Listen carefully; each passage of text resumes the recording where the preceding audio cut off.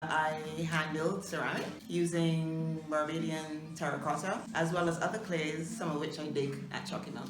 So processing it involves digging the clay, crushing the clay, slaking it down with water, sieving it to remove any impurities.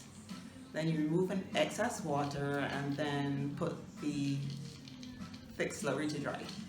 Okay, these pieces are, some of it is already glazed and waiting to be glazed. This piece was hand built using coils. It took about 5 days to build, 2 days minimum, maybe 3 to refine it, to remove all the excess clay and to bring the shape out.